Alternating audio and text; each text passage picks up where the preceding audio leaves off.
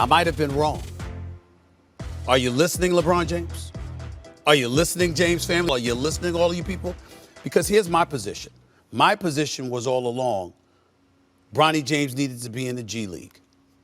Put him in the G League, let him be in the G League his first year, and then after that, let him come on, because I've always believed that this kid has the potential, once I watched him, to be in the NBA. But what I saw last night made me say to myself, wait a minute. He keeps showing up and playing like that. J.J. Redick and his staff obviously doing an exceptional job coaching him. The G Leaguers obviously doing a good job of preparing him. Him sitting on the bench, learning, watching the Lakers players, being in practice with them sometimes. Evidently, that seems to be working for him. And if that kind of stuff continues, then indeed he'll be in the league as a bona fide player sooner than later. One game does that make that determination. You need to do more than that.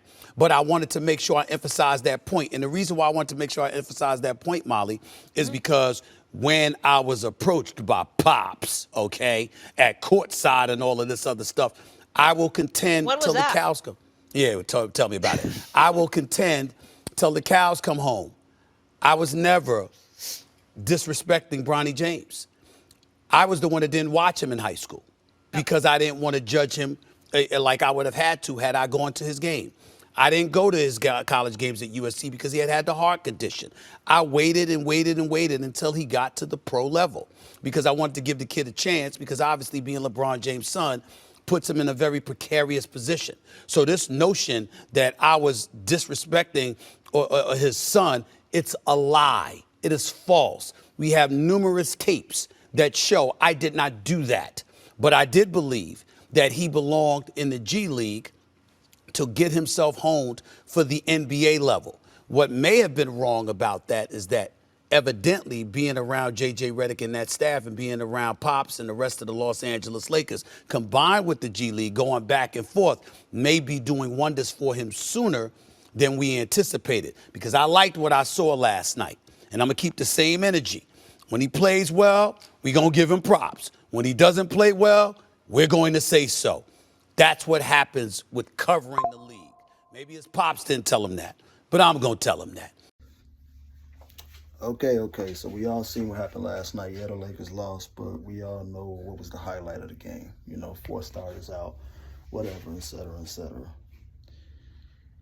I said this a while back, and I stand on it. Bronny James Jr. is an NBA player. I know a lot of y'all think he's the worst player in the NBA. A lot of y'all don't like him because of who his dad is. Or some of y'all just don't think he's good. But I said this a while back, bro. Factor in the heart attack, collapsing on the court, all that. The thing with him is confidence and time.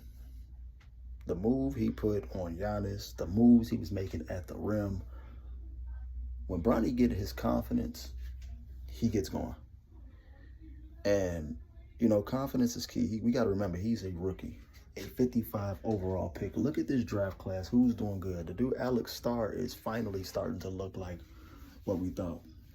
So who in this draft class is really dominating? But all we focused on is Bronny. Now, his defense, we going to continue to monitor that, him playing defense at the next level. But he's extremely athletic. As I said before, if the shot is falling, that's a plus. He can move the ball. He can pass. He's got some skills. He can dribble. He's quick. So he does things to be effective in the NBA with given time.